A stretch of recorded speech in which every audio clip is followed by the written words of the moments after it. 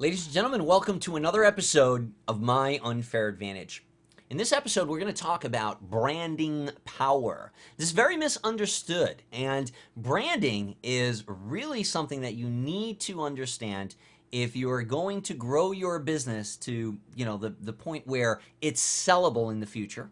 If you're going to grow your business to the point where you're basically a household name, for the lack of a better expression. Branding power for your products and your business. This is what we're going to talk about. So, why is it important? Why is it important to brand properly? Well, did you know that Fortune 500 companies invest millions and millions of dollars into the branding of their products? This is a fact. There are companies out there that are branding companies, and they consist of huge focus groups of people and the ability to create surveys and focus groups, test markets, just to find out the appeal of certain names and certain colors and how people will respond to specific branding. And these companies make a lot of money by creating brands for other companies that want to release products into a marketplace. Proper branding creates an anchor in the customer's mind, which can be triggered by recurring events. When you really build a brand, every time that somebody has that recurring need in their life, your product is what's going to pop into their mind. And that is what branding is. Branding is that when you're driving down a road and you just see the golden arches, you know what's there. Sometimes just seeing the golden arches might make you hungry. It might actually remind you of the taste of the chicken McNuggets that you can get at McDonald's. And this is called powerful, proper branding. It literally creates an anchor in your mind. Sometimes it can even trigger smells. Sometimes it can trigger sounds. It literally can cause you to have a certain feeling and to cause you to take action on that feeling if the branding has been done properly. Proper branding also increases the perceived value of your product and your company. It makes you more sellable. So here's what I mean by that. A lot of people make the mistake of not looking at branding as something that they're going to need in the future for the purpose of selling their company at large or their brand at large. Sometimes we're, as internet marketers, we create little digital information products like ebooks and things like that. And we put our own name to them, right? So I made this mistake in the beginning. I said like Omar Martin's Secrets to Success.com or whatever. That's just an example, right? But how sellable is that later? If I sell that to someone, I literally have to sell my name to them. And when I mean by sell it, I mean license it. I mean, imagine if my company name is Omar Martin Inc. When I sell that, I literally have to sell me. That company becomes of little value without me because I literally am the brand. My face, my image, my name is the brand. So it becomes tough to sell that later. And if you spent years creating products, launching products, and creating a brand for yourself, something that's known and recognized in a particular marketplace, then when it comes time to sell it, maybe for a couple $1 million or what have you, after all of the work that you've done branding yourself, somebody like myself who could be a potential buyer of your company says, well, hold on a second, why would I buy this without you?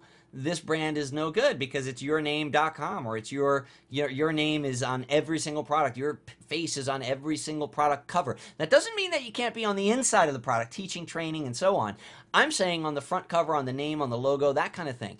When you proper brand something, it's going to increase the value of your product and your company, and it's going to make the entire thing more sellable later on. It's also going to rejuvenate some products. Let me tell you a little story about a company that you might know called Procter & Gamble. Procter & Gamble paid over $1 million to another company called Lexicon Branding. Lexicon Branding is a branding company. And like I said earlier, there are companies like this out there that they just have branding and they just have scientific studies and they do all kinds of things to figure out what name, what marketing angle, what logo, what concept, what story, what brand is going to make more money for a product and a company. That is what Procter & Gamble went to Lexicon Branding for. That's the service that they hired them for. See, Procter & Gamble had this product on the shelves for years, and they weren't selling it. It just wasn't making them any money. And in 1998, they decided, well, after 20 years of having this product on the shelves, I think that the bean counters over at Procter and Gamble said, well, I think it's time to do something with this. We there's probably a market for this, and they decided that we're going to hire Lexicon Branding to repackage this, to give it a name, to give it a brand. And they did. And that product that had existed in Procter & Gamble's portfolio, in Procter & Gamble's product catalog for years, almost 20 years, in 1998, all of a sudden, after having hired Lexicon, became their #1 selling product called Febreze. So this was an air freshener type of product that it existed for years, but then they couldn't sell it. It was one of their signature products. They couldn't sell it. Then they hired this company to name it Febreze and to give it this logo, this color scheme, right? The window, the gust of wind coming through, to brand it as a particular thing. I actually read this on a website. I'm actually going to quote a website. One of the biggest problems that Procter & Gamble's research has discovered was that bad smells simply didn't happen often enough in a consumer's life. Interviews showed that consumers liked Febreze when they used it, but that many customers simply forgot that it was in the house. The researchers at Procter & Gamble and Lexicon Branding realized, academic findings on habit formation, by the way, that they had enormous implications for selling Febreze. Because bad smells occurred too infrequently for Febreze habit to form. So they were trying to sell their air freshener based on, hey, when you have a bad smell in the house, spray this, right? But bad smells in the house don't happen often enough for them to sell this enough, right? So it's like, okay, so when you cook fish, how often do you really cook fish in the house? Well, let me tell you, some houses bad smells happen more often than others, but at large, as a company, it just wasn't enough. The fact, trying to anchor the need for this product to a bad smell occasion was not enough for them to truly make enough money with this and to sell it, because it just wasn't habit forming. So the marketers started looking for more regular cues on which they could capitalize, more regular cues which they could anchor this product to. The perfect cue, they eventually realized, was the act of cleaning a room, something that studies showed their target audience did almost daily. So think about that. Procter & Gamble, with Lexicon's help, they started producing commercials showing women spraying Febreze on a perfectly made bed, right? An act that you do every day. Spritzing it on freshly laundered clothing, an act that you do much more often than you have, bad smells, right? The product's imagery was revamped to incorporate open windows and gusts of fresh wind, an airing that is part of the physical and emotional cleaning ritual. In a sense, the product originally intended for use on piles of smelly, dirty clothes was eclipsed by its exact opposite, a product used when women confronted a clean and tidy living room. And the more women sprayed, the more automatic the behavior became. So do you understand how this repositioning that took place in 1998 created a boom in this company? Febreze is their #1 brand now. It's their #1 product. They have others, which by the way, Lexicon has helped them build like Swiffer, things like that. But Febreze went from, totally dead, not making them any money, sitting on the shelves, to a brand new, literally, no pun intended, a breath of fresh air for the company, just because of the branding, the positioning, and the message, the story, in essence, that it told through their commercials and through everything that had to do with the product, okay? So here are some other brands, right, that actually that particular company, Lexicon Branding, took part in. BlackBerry. Think about that, BlackBerry. Why the hell would you name a phone, a technical device, BlackBerry? Well, focus groups they actually proved in the studies that that particular name responded better. People were just more prone to, they were happier holding the device if it was called a BlackBerry.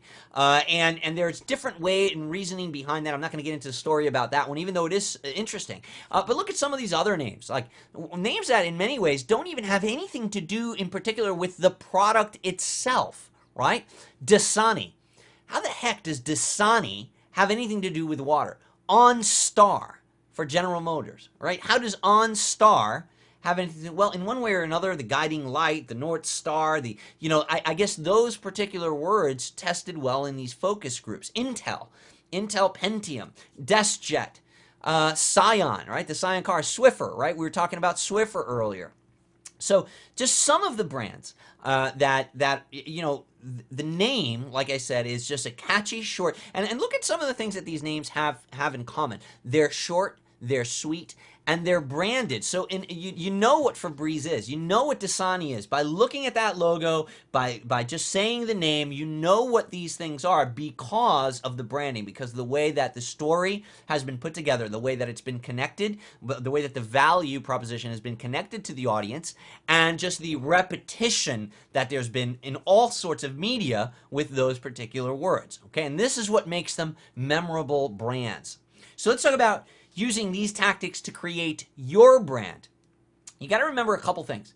Your brand is not just your logo, right? So I mentioned how the logo, the colors of the Febreze, of the whole new Febreze brand, I mentioned how those things were important, and we're going to even talk a little bit more detail about color and how that has to do with logo and branding, right? But I also mentioned how important it was to anchor the situation and the time that you want that anchor to be branded into that. I mean, literally, think of what a brand is, right? When you brand cattle, when you literally burn a brand into the cattle, where you're literally branding your product into someone's brain, into the customer's brain. That is what branding means. They're forever going to remember and have that brand in their skull because of the proper branding that you did. And it's not just about the logo. It's not just about the design of the logo. It's the whole enchilada. It's the name. The way that you created the name, is it catchy? Is it short enough? Does it bring up the right imagery in the person's mind? The logo itself, was it designed properly? Is it too busy? Does it have too much stuff? Sometimes people, they create all these logos with fire and flames and things shooting out all over the place and lines, and it looks great on a huge screen, but then when you reduce it down to a website, it just looks like blurry and messy and terrible. Right? So it's the logo, the colors that you're using. Colors and emotions are very, very, very connected. Certain colors, they inspire certain feelings. Literally, colors can trigger feelings just like aromas can. So colors are important. The slogan that you use beneath your logo is very, very important because it's going to start a chain reaction of thoughts that are going to start taking place in the potential customer's mind. Positioning is another thing. So are you positioning your product as a solution, or are you positioning your product as, when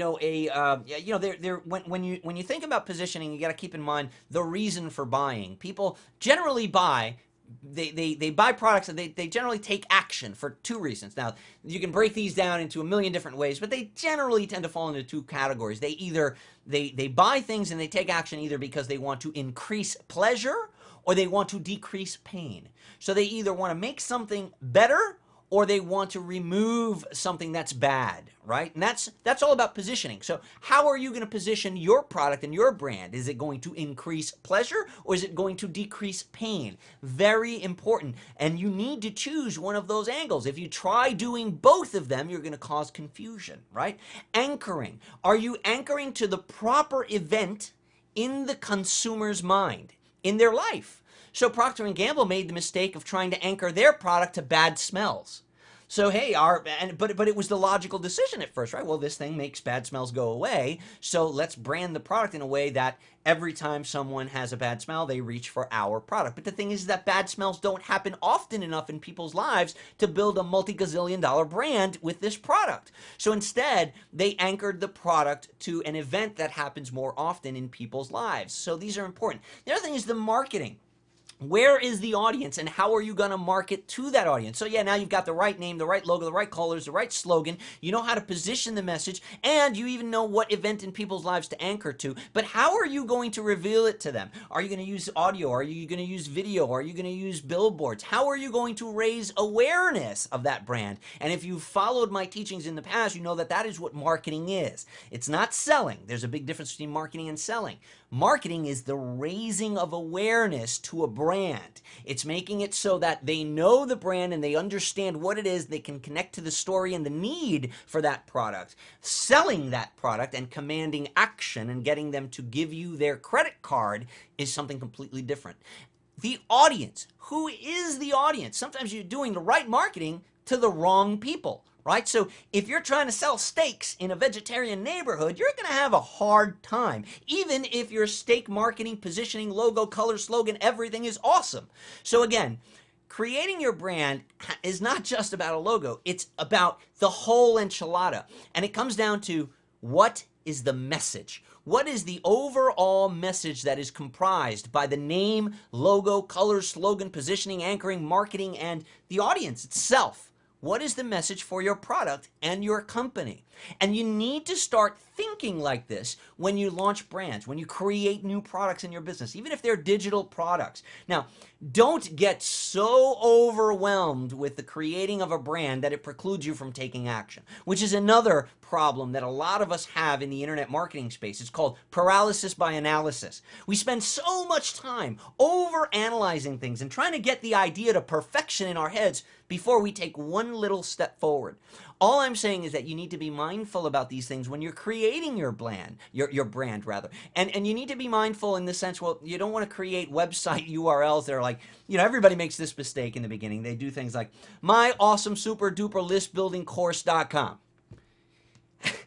Brand that. How the heck are you going to brand that, right? Compare that brand with Febreze.com, right? So again, you need to keep all of these things in mind when you're creating those product names and logos. And we're going to get into a little bit more detail with it. We're going to talk a little bit about the image that you need to put in people's minds. Your image is not just the logo. It's everything. It's the actual picture in the mind's eye of the consumer. That is the image. And a lot of things comprise that image, a lot more than your logo. All of their senses come into play. Smell, taste, sound, everything comes into place. Like the example that I made earlier with McDonald's, right? So sometimes image can have a negative effect as well, right? So sometimes if you anchor something with a bad experience, for example, I'll never drink Southern Comfort, no matter how good the branding is, because everybody's had that young drinking experience with one particular liquor. Mine was Southern Comfort. Now the smell of it alone brings back that heaving, right? I can drink other liquors, but not that one. This is a good experience, a good example of negative branding, right? So that logo, I'm oh my goodness, I'm feeling it right now even. It's just that powerful. So your name and your image should trigger certain emotions in the viewer, and this can be accomplished a number of ways, including colors and association. Association is what I'm talking about right now, where I associate that Southern Comfort brand with a bad experience in my past, and therefore that's called negative branding. So in your particular case, for all of your products, your goal as a product creator, as the marketer, as the vendor, is to associate your brand with good experiences, with positive things. And that, together with the imagery, with the logo, the colors, the slogan, the positioning, the marketing, the message, all of that stuff, that's going to compose the image that's going to trigger the proper emotion. Let's talk about colors. Here's a color emotion guide, right? And this is how intense this is. Did you know that certain colors in certain logos, they literally create and they activate certain neurocenters of your brain? This is a fact. This is neurology. This is reality. This is not like, like some kind of theory. This is a fact. Yellows and golds, they symbolize optimism, clarity, and warmth. So look at some of these logos that portray optimism, clarity. Nikon, UPS. Look at Subway. Look at Best Buy, AOL. And how about that one? McDonald's. I mean, look at all these different brands that signify optimism. How about orange? Orange signifies in our brains, it triggers friendliness, cheerful, confident. Nickelodeon, Hooters, of course, alongside Nickelodeon. Imagine that. Amazon, Firefox, Fanta, Stars, Harley Davidson, Crush, Gulf Gasoline. Are they even around anymore? How about red? Excitement, youthful, bold. Kellogg's, Kmart, Coca-Cola, Ace Hardware, Exxon, Netflix, Avis Car Rental, Nabisco. Huge brands, and they're all associated with excitement. Budweiser, associated with excitement. How about these guys over here? Creative and imaginative. Wise. Sci-Fi Channel is purple. Big Brother and Big Sister, purple. Yahoo, purple. It's creative, it's wise. Taco Bell, fourth meal. So you see these relations, see these correlations. Blue, trust, dependable, strong. Did you know that blue is one of the highest converting colors for your website? This has been tested, it's been proven. Why? Because it establishes trust. It establishes dependable strength in the eyes. This is all done subconsciously. On a subconscious level, these emotions are being triggered simply by the color you've chosen. But you think your thing looks great and yellow and red and purple and neon and glowing, glaring stuff. But at the end of the day, in reality, simple blues and grays tend to convert really, really well on websites. Dell, Lowe's, American Express, Hewlett-Packard, Oreo. Peaceful is green. Peaceful, growth, health, healing. These are earth colors, right? So peaceful palettes like, light blues, light greens, even some browns, earth tones. John Deere, you've got Whole Foods, BP, Monster, Starbucks. How about balance? Gray. Balance is neutral and calm. So the Apple logo is gray. Wikipedia is gray. Honda, Puma. So again, these are some of the different trigger points with colors. And how about logos that try to hit every single one of these points? Colorful colors like NBC that have every single color in this spectrum. Google has every single color in this spectrum. So eBay is another one. So again, these are things that you should consider when you're creating your logo, when you're selecting a palette to give to your graphic designer. You should consider the emotion guide and the role that color plays in the emotion that's triggered by your brand. So let's be more specific about the creation of your brand. I have 6 things to go over. When you're creating your brand, you should put some thought into it. Don't put that much thought into it that it will preclude you from even starting in the creation of your product. But overall, you should have a method to your madness.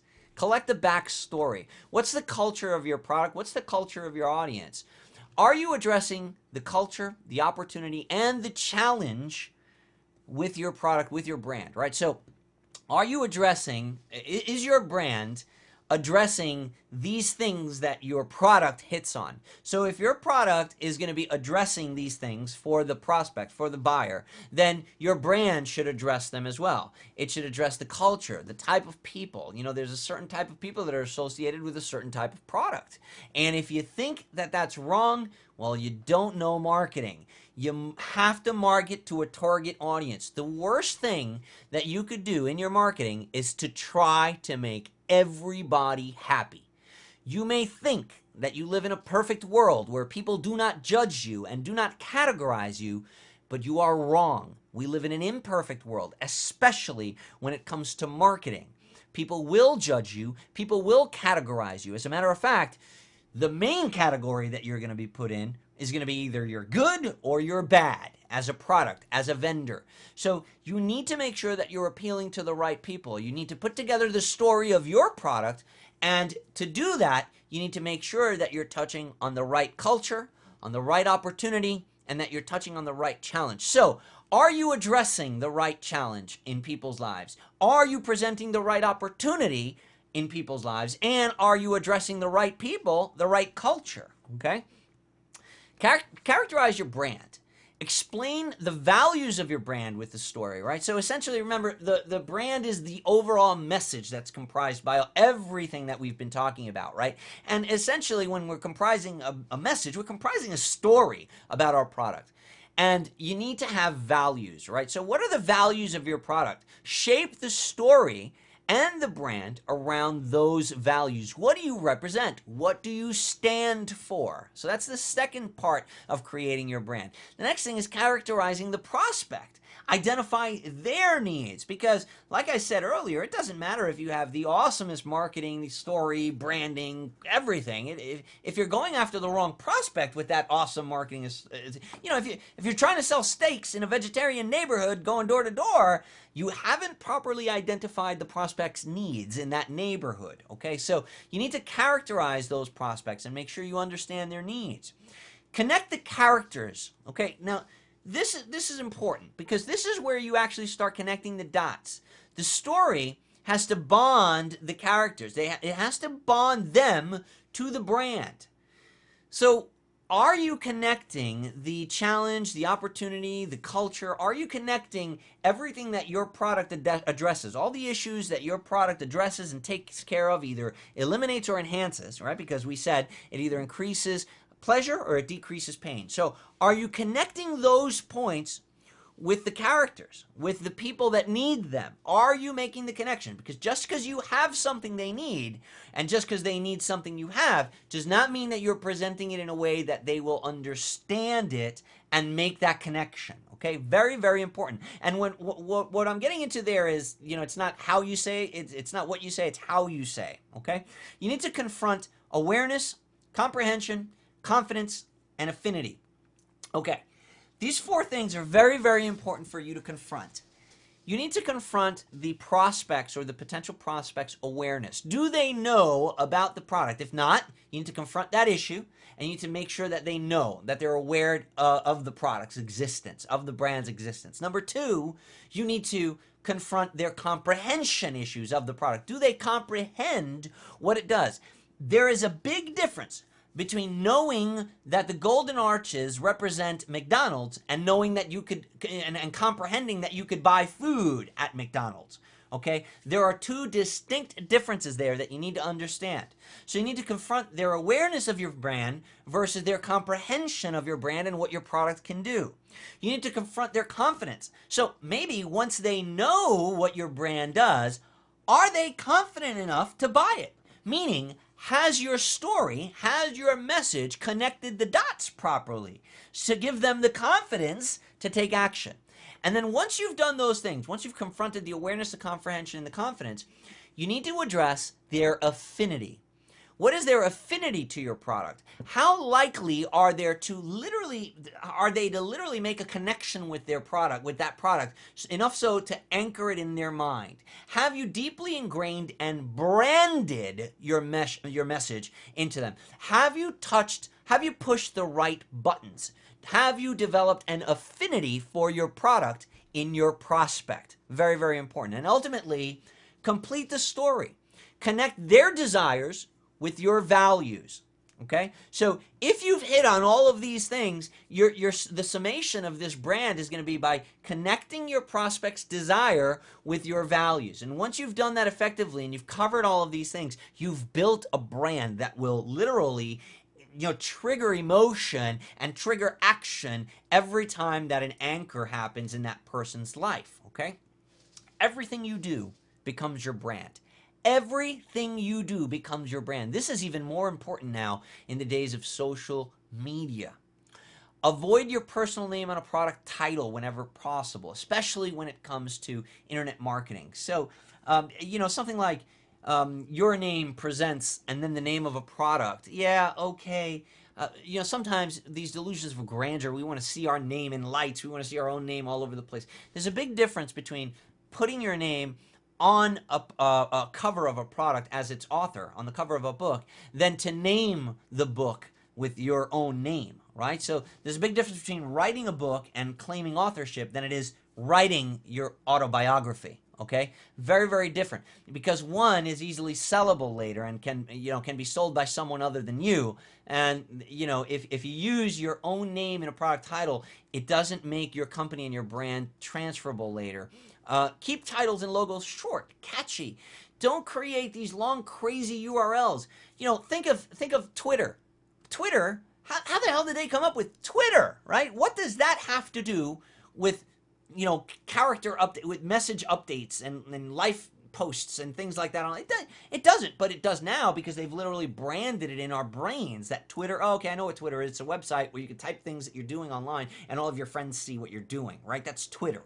But just the word alone, Twitter, if we were to remove our knowledge of what the site is, the name Twitter alone, it's like, what the hell is a Twitter? What does it mean to Twitter? It has no meaning on its own. They literally invented that word.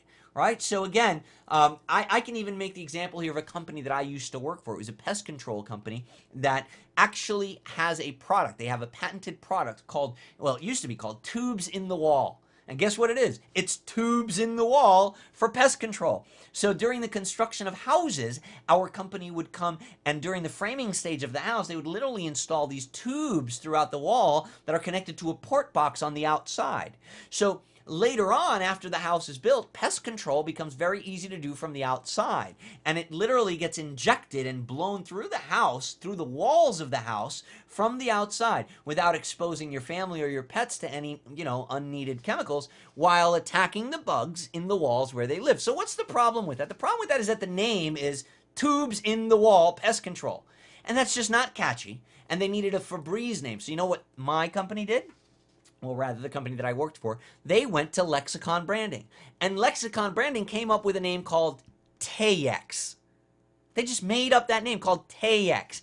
They did studies on syllables and sounds, and they put together focus groups, and they asked them, what does this word make you feel like? And and then they slowly came down to two words, and our company vice president chose Tayex to be the word that represents Tubes in the Wall pest control system. So now in the building community, in the home builders community, the word Tayex literally is a household word, and they understand that Tayex means pest control system. But when the word literally Tayex has no meaning by definition, they literally created the word. So I'm not saying that you have to create an alphabet and have focus groups on syllables and sounds and punctuation and all that kind of stuff. But what I am saying is that you should keep titles and logos short, sweet, and phonetically appealing. Okay, so Twitter, it's easy to say. Tayex, it's easy to say. There isn't a gazillion syllables. It's not Omar Martin, super cool, awesome, listbuildingproduct.com, right? Totally, totally different, not as memorable. Use the name, the brand, the logo. Use your brand repetitively in the right place at the right times, right? Using the brand repetitively at the wrong place can be troublesome. It will create a negative anchor for your brand. You'll become that guy, that annoying person that's always pushing things on top of people at the wrong time. It's kind of like that person that shows up to your barbecue and suddenly tries selling Amway products. Right? We're at a barbecue. We're not here to sign up for a multi-level marketing thing, and we feel a little bit like, oh my God, I got tricked. I thought I was coming for a barbecue, and all of a sudden you got a whiteboard and easel set up, and you're trying to get me to give you money to sign up for something. You tricked me. So you might have a good brand and a good product, but this isn't the right place or the right time to try to push it upon me. It's important that you use your brand and your story and the collective of things that we've spoken about in this presentation, but it's more important that you're using it at the right time and at the right place. Remember that you're guilty by association. Everything you do becomes your brand. Everything you do becomes your brand. If you are allowing your customers to become part of your social media family, to follow you on YouTube, to follow you on Facebook, on Twitter, on Google+, and on any of those other social websites out there, they're associating your daily activity and posts with your brand, with who you are, with how you're branding yourself online. If you start associating yourself with negative activities, if you start to post pictures of you vomiting over the, bar this weekend. If you start associating yourself with things that are counterproductive to the elevation of your brand, then people will associate your brand with those negative anchors as well. This is why, as internet marketers, we have to be very cautious of the photos and things that are released out there, especially if we're doing business under our own names and we're running an honest and ethical business and we're being upfront and we're letting people know who we are. Hey, I am the creator of this product. I am the author of this product. Well, guess what? You're guilty by association now, because anything and everything that you do online will now be associated with that product, whether you like it or not.